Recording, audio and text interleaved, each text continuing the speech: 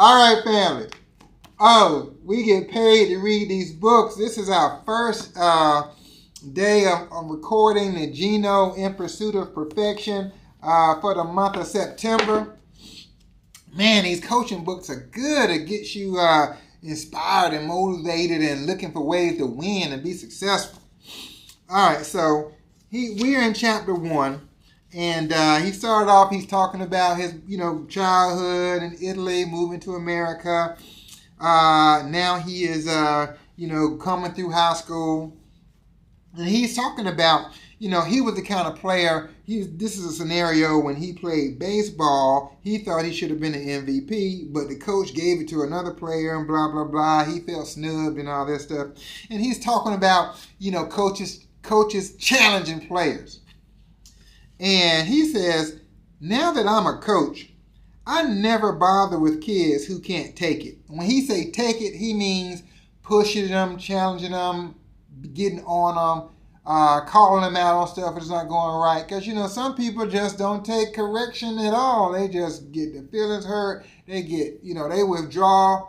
Now it damages the whole relationship because you said something to them. He said, no. Don't. He says, I don't even bother with kids who can't take it. If they can't handle the challenge, I find out early and we don't recruit them.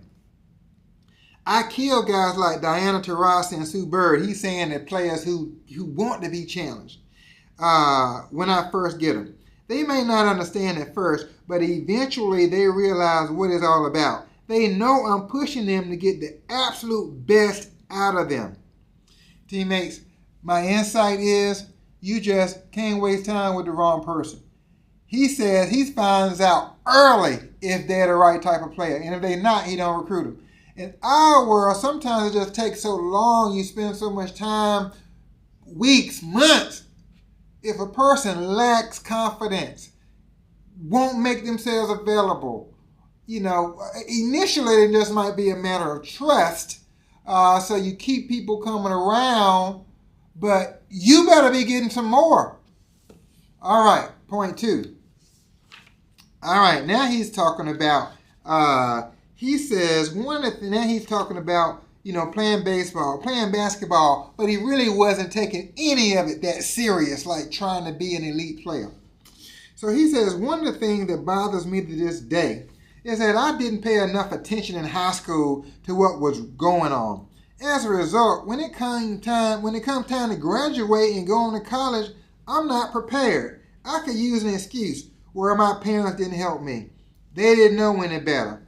But the real reason is I didn't pay enough attention to my future. Then he goes on and on and on talking about, how that hurt him.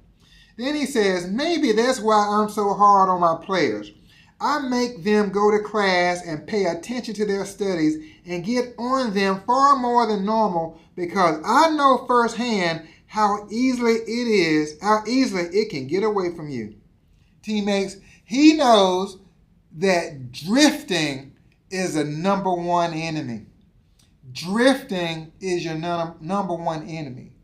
If you're not pushing towards something specific, a goal or purpose you locked in on, the alternate is drifting. There's a saying called no decision is a decision.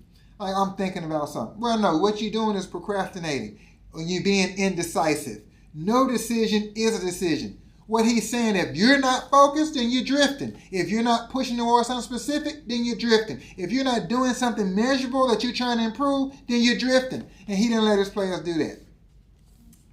All right, number 3. And going over here. Now, so basically he's talking about his childhood, what didn't go well, what he regrets. He coaches his players to avoid those same mistakes. Then he's finishing up this chapter. He says, now he's talking about mistakes he's made in the media and talking too much, saying the wrong things, blah, blah, blah. He says, so he accumulates these scars, these lessons in life from mistakes he's made. He says, I take what I've learned and I try to save my players from making the same mistakes I've made. I push them, prod them, challenge them, and take them to the brink. I don't want them ever to land face first in a hotbed of coals. Believe me, it hurts. All right, fundamental to coaching. My insight is great coaches are transparent. Great coaches share their mistakes, their shortcomings, their shortfalls, talk about the lessons they learned, and let other people learn from their mistakes. Some people just seem like they make it sound like they always knew, always had the right answer, everything. It's hard for me to believe that. I think some people just take longer than others to get where they're trying to go to. It's just some things you got to learn. If you have recurring issues around relationships, people, whatever, then it's a lesson that you need to learn from that.